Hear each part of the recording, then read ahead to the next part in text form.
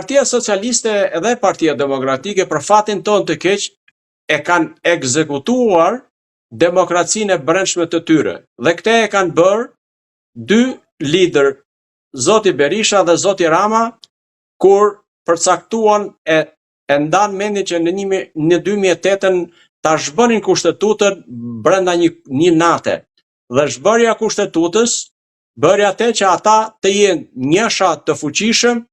autokrat për të mos thënë gati drejt diktatorit, dhe ata bëjnë çfarë duan dhe çfarë ju shkon mendja brenda partisë tyre. Për fat të keq, këtë mënyrë të vepruari e të marrës vendimeve, Zoti Rama e ka shtrirë në të gjitha llojet e hallkave të pushtetit të shqiptar,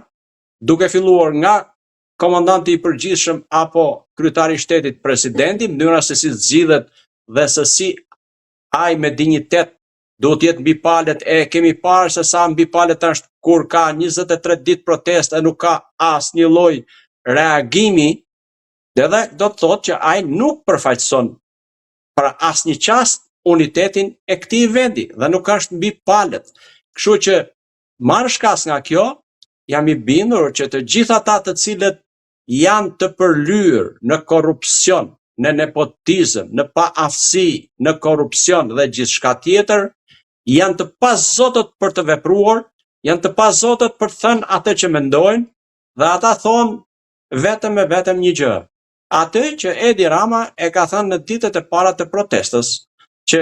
protestën në mes të Tiranës e kanë organizuar shërbimet e huaja dhe ndikimi jo nuk janë shqiptar. Për fatin e tij kjo nuk është vërtetuar, ai ka gjithë mundësitë me struktura që ka për ta vërtetuar dhe për të publikuar e bërë transparent se sa nga protestuesit që janë në shesh e dalin për natë në shesh, janë të huaj nga shërbimet e fshehta, apo qoftë edhe nga është e drejta çdo qytetari. Natyrisht unë nuk duhet të besoj që qeveria e Republikës Kosovës e mbi të gjitha vetvendosja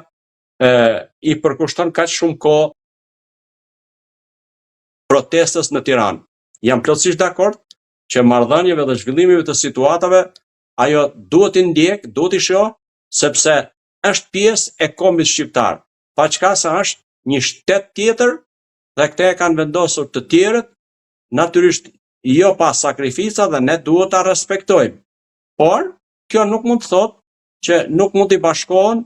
njerëzit janë të lirë, lëvizin të lirë, dhe ai që vjen bie fjala për si turist në Tiranë, mund të bashkohen jo vetëm nga Kosova, Republika e Kosovës, nga Maqedonia e Veriut, nga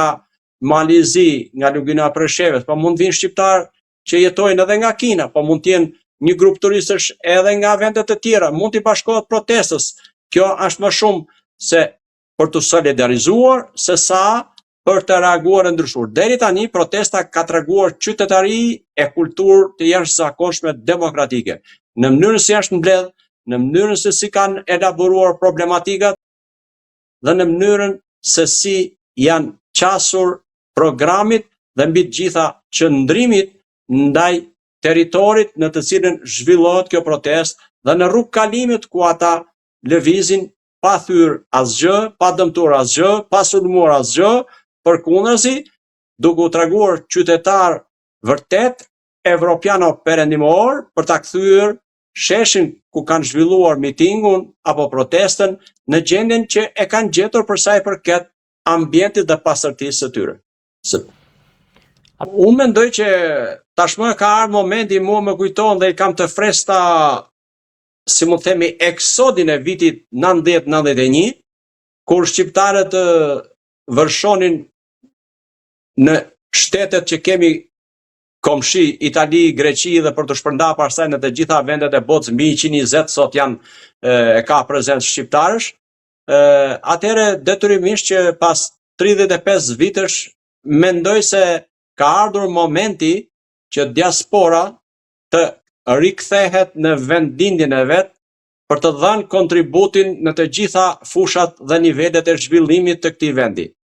Detyrimisht që ata e pan që janë të përjashtuar nga gjithçka që zhvillohet në vendin e tyre, ku kanë prindërit e tyre, ku kanë gjithçka që kanë lënë pas, dhe detyrimisht pasi kalojnë 35 vite, ata janë në nivele e në kushte të tilla që duhet të kontribuojnë, dhe si i themi më mirë vonë se kur, edhe tani nuk është vonë për reagim dhe kontributin e tyre. Nuk me hiqet nga mendja një nga relativisht mosha gati më i ri se unë ishte, por më i vogël, si më themi në moshë, që tha, kam ik nga Shqipëria në vitin 89, kam lënë në atë kohë në vitet 90 Sali Berishën, kam marrë disa herë, kam gjetë po prapë Sali Berishën, jam bërë prind, e kam lindur fëmijë, e po bëhem gjyshta, përsëri janë po ata të cilët kanë qenë në vitin 90-91. Sikur shteti shqiptar dhe vendi jonë të mos kishte kapacitete më shumë se të mjaftueshme, të rinj të resh, të kualifikuar brenda dhe jashtë vendit, ekselent për të përfaqësuar me dinjitet qytetarët shqiptar, duke filluar nga parlamenti e deri tek struktura më e vogël e shtetit shqiptar, pa përjashtuar këtu edhe kryetarin e shtetit, presidentin e Republikës. Nuk kanë mundësi dhe detyrimisht privilegjet që koltuku i zyrës i funksionit të dhuruar aq më tepër e pa asnjë lloj merite, është tepër e vështirë që privilegjet e tij të lihen në mënyrë vullnetare, të hiqet dorë në mënyrë vullnetare. Kështu që ne kemi qytetar në vendin ton ka përgjegjësinë dhe duhet ta ushtroj këtë lloj përgjegjësie, që nëse është i pakënaqur ndaj atij që e ka votuar e përfaqëson, duhet të reagoj. E unë nuk jam as me atë mendimin që kryeministri shpesh e thotë me trumbetim të madh, që unë kam 800.000 vota, e kam 83 deputet. Ata i ka patur vjet, jo këtë vit. Pra, nëse i ka patur, se edhe aty ha diskutim kjo që është, edhe duhet parë se si i ka marrë. Sepse populli shqiptar që ka votuar, ata që kanë me drejt vote, dalin sigur jemi mbi 3 milion, por realisht ne nuk jemi komplet, jemi censusi i para disa viteve ka nxjerrë 2.4 milion. Tani llogaritë se sa kanë këto vite, ka rrezik që të mos jemi as 2 milion si popullsi. Atëherë si mund të dalin 2 milion e shkuar 2 milionëve votues? Kjo është pastaj çështja që duhet parë. Në këto kushte i them çdo kryeministri, cili do qoftë, në momentin kur ai pushon së punuari për qytetarët që e kanë votuar, është e drejta e qytetarëve në mënyrë dhe forma demokratike të kërkoj llogari, e nëse ai nuk ulet për kërkuar llogari, për dhënë llogari, atëherë detyrimisht që duhen përdor të gjitha format demokratike për të larguar e tek më e lehta për të larguar me votë dhe zgjedhje. Unë kam një farë njohje, por jo njohje në detaje, për arsye se nuk kam ndarë asnjë ditë organizimi pune apo edhe aktiviteti jetësor. Jemi takuar reciprokisht në për studio të ndryshme për të shprehur opinionet dhe mendimet në lidhje me temat për cilat jemi ftuar, por unë ruaj një konsiderat për kontributin që ai dhe familja e tij po i jati kryesisht. Është një nga ushtarakët me emër që ka drejtuar, që ka mësuar e edukuar, por që kontributi i tij si i pak vetave nga Shqipëria është i vlerësuar dhe duhet vlerësuar për aq kohë sa ka qenë pjesë e niveleve të larta të drejtimit të ushtrisë çlirimtare të Kosovës. Ashtu siç edhe vetë Dritani ka qenë pjesë e rëndësishme dhe kjo duhet jetë një mirënjohje më tepër, sepse në këtë botë askush nuk është perfekt dhe i përkryer, por duhen pa gjërat pozitive dhe jo diçka që nuk më pëlqen mua dhe unë ta nxij dhe të shpërthej në mllef të pa imagjinueshëm kundra një personi që nuk e njeh, nuk i e takuar dhe nuk e di se çfarë përfaqëson në të vërtetë. Unë Dritanin e vlerësoj për kurajon që ka, detyrimisht që duhet ta ketë shumë veta në nivelin e tij, e motivoj dhe e inkurajoj për gjithë ato çfarë ai dhe e vlerësoj dhe duhet ta respektojmë edhe kemi mirënjohje ndaj tij për ato që me kurajë dhe si rrallë kush, kudo që ka qenë dhe kudo që prezantohet, shfaq mendimin e tij të lirshëm dhe nuk mjaftohet me kaq, por krahas opinionit dhe mendimit i jep detyrimisht pa gjykuar askënd, jep dhe mendimet dhe opsionet e tij se si mundet të reagohet ndaj një situate cila do qoftë ajo. Natyrisht që unë e vlerësoj për atë që është ekspert kryesisht i fushës së sigurisë, por si çdo shqiptar edhe ai ka problemet edhe informacionet në fushat e tjera, por jam i bindur që nuk mund të jetë universal edhe i përkryer në të gjitha fushat, dhe nëse e shohim diçka bardhë zi dhe jemi të prirur për ta parë zi, ashtu na shfaqet në memorien tonë. Është për të vlerësuar, thash edhe herë, ai informacioni që ka, analizat që bën, propozimet që paraqet dhe mbi të gjitha kurajo qytetare që ai ka për të gjendur vendit në një moment, do thosha, relativisht kritik. A mendoni se duhet të ishte zgjedhur pak më me kujdes ai që do fliste, nisur nga disa, po themi, qëndrime publike të zotit Goxha në publik ndaj luftës në Iran, dhe ndoshta ai dha kjo një lloj, po themi, argumenti zotit Rama për të dalë më pas për të deklaruar që pas kësaj proteste fshihet Irani? Unë mendoj që kur ne duam të bëjmë një analizë apo të japim një opinion, natyrisht pa patur faktet mendoj se janë të rëndësishme çdo kohë, por mbi të gjitha dhe domosdoshme janë kur shkohet në strukturat e drejtësisë, në gjykata ku jepen vendime dhe atje kërkohen fakte edhe mbi bazën e të cilave do të merret një vendim i formës së prerë, cili do qoftë ai. Kurse për sa kohë nuk jemi në këto struktura, është e drejta e secilit të paraqes mendimet e veta, të mbështesë dhe të paraqes mendimet e të tjerëve që janë një grup pune dhe ti paraqes në mënyrën që ai mendon. Edhe unë mendoj se duhet respektuar e duhet vlerësuar më shumë përmbajtja e 5 pikave të paraqitura se sa kush ishte personi që i paraqiti. Nëse duam ta nxjim dhe nëse duam të gjejmë gjilpërën në kash, si themi, jam i bindur që asnjë person nuk mundet të jetë 100%, si mu themi ne, transparent nëse gërmojmë në të shkuarën dhe në të sotmen e cilit do, nëse jemi dashakeq për ta nxirr gjithë punën dhe gjithë kontributet që ai ose ajo ka dhënë. Natyrisht që ka vend gjithmonë për një vendim, për të parë e për ta analizuar me detaje dhe marrë shkas nga referencat që ju thatë, detyrimisht që do të mund të ishte edhe dikush tjetër që ndoshta nuk mund t'i jepte shumë, si thoshe, prioritet në mendimet dhe çfarë kryeministri i Shqipërisë ka shprehur. Sa i përket pikave, çfarë mendoni dhe a duhet të ishte ndonjë pikë tjetër në ato kërkesa? Unë mendoj që për momentin janë më të sakta dhe më të qëndrueshme, por gradualisht me zhvillimin e situatave dhe me avancimin e pranimit të tyre ose jo, kam bine që do të vinë pastaj edhe qëndrimet, edhe diskutimet, por edhe prezantimet për para publikut, edhe për para ndërkombëtarëve, se cila do të jetë rruga në për të cilën do të bëhen të mundura për të realizuar këto 5 pika të paraqitura në fillim. Si fillim, mendoj që janë paraqitur në kohën e duhur. Unë kam menduar për vete, do thosha që dita e shtunë e diela do të ishte ajo që do ta duhet bërë një prezantim i kërkesave kryesore të protestuesve dhe të ekipeve që e moderojnë dhe menaxhojnë atë protestë, siç mendoj unë që ka ardhur momenti që protesta dhe protestuesit duhet të nxjerrin e të prezantojnë publikisht përpara qytetarëve shqiptarë, cilët do qofshin brenda edhe jashtë Shqipërisë, por mbi të gjitha edhe përpara ndërkombëtarëve, për ta bërë aktor e faktor, për të menduar, për të bashkëpunuar dhe për të qenë të gatshëm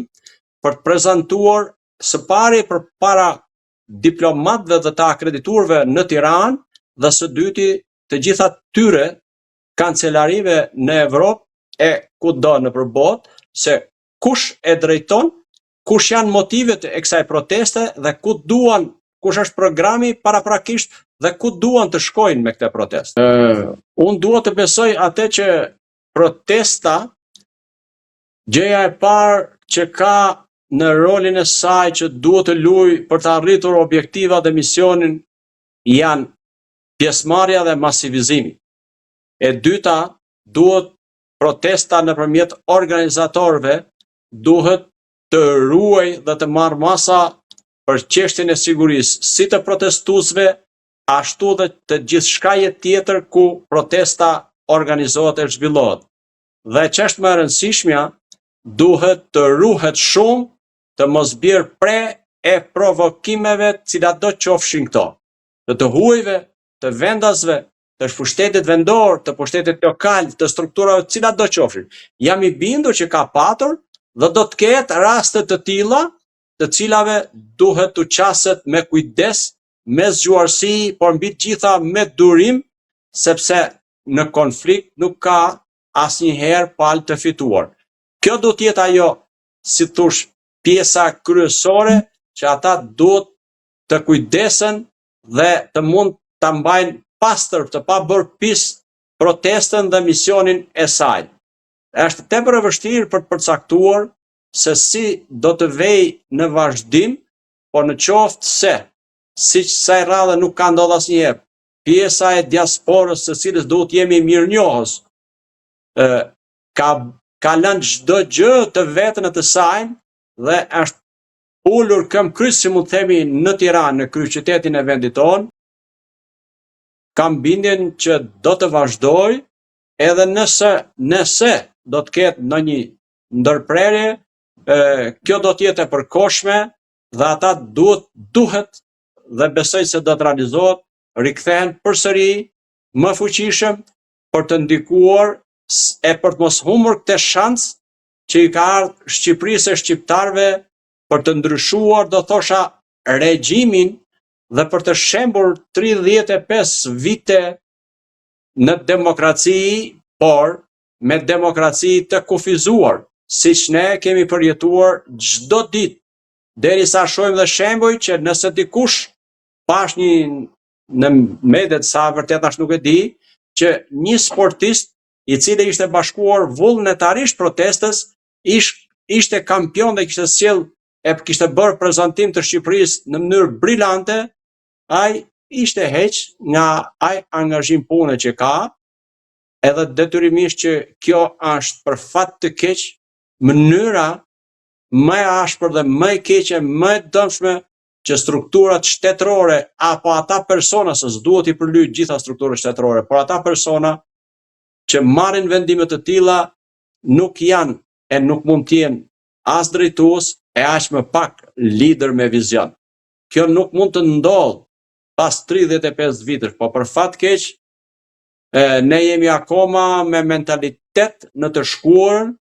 se siç funksionoi në vitin 55 ai famkeqi agitacion e propagandë deri në 90-ën,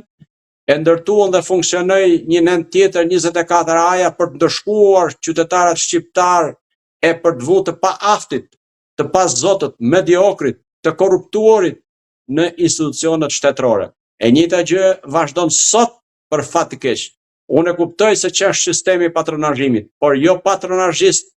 që i jep një vend pune në strukturat administratës shtetërore dhe ai nuk e din ku e ka vendin e punës dhe çdo muaj nga lekët e taksapaguesve ai merr të ardhurat të pamerituara, sepse nuk ka asnjë ditë pune që harxhon. Ai mund të jetë në një punë tjetër. Dhe kjo për shembull është krejt e lehtë për të verifikuar. Nëse do, le të krijohet një komision i pavarur, jo nga qeveria, dhe të shoh dy gjëra dhe t'i krahasoj. Sa është buxheti dhe pagat për punonjësit e administratës shtetërore, qoftë ata pushtetit lokal, dhe sa fizikisht janë në punë. Dhe këtu del realisht që unë them që diferenca do të jetë ndoshta me 40 deri në 50.000 të punësuar në administratën. Pra, vërtet janë 187.000 që paguhen, por jam me bindje them këtë, që nuk janë as 150 në përzyra të vendosur dhe të akomoduar. Pra nuk kanë vend punë, thjesht dhe vetëm paguhen 1-2 vite për të përdorur, pastaj për fat të keq në kohë fushate, si për zgjedhjet e pushtetit lokal, ashtu edhe për zgjedhjet e pushtetit qendror. Dhe kjo duhet ndryshoj një herë e përgjithmonë nëse duam që ne t'i bashkohemi kontinentit vjetër, pra të futim në Bashkimin Evropian. Nuk mund të funksionojë në këtë mënyrë. Ai që zgjidhet apo emrohet është shërbëes, shërbëtor dhe duhet me përgjegjësi e përgjegjshmëri e mbi gjitha me profesionalizëm, duhet i shërbej edhe të bëjë detyrën e tij. Jo të presë se çfarë i thot kryetari i partisë. Partia duhet lënë aty ku është, në kohën, në momentin që shkon në zyrat e shtetit, duhet të jesh shtetar dhe të mbërmbushish të gjitha detyrimet që janë të përcaktuara me kushtetut, me ligje dhe akte normative të tjera që bëjnë të mundur funksionimin e shtetit. Nuk është zvërnecja ai që njerëzit për shembull janë ngritur. Çështja e zvërnecës ishte arsye e parë, ku duke parë një qytetar që tërhiqet zvarr nga një qytetar tjetër me tagrin e erojës së sigurisë, kompani private, në prezencën e policisë, pra shtetit shqiptar,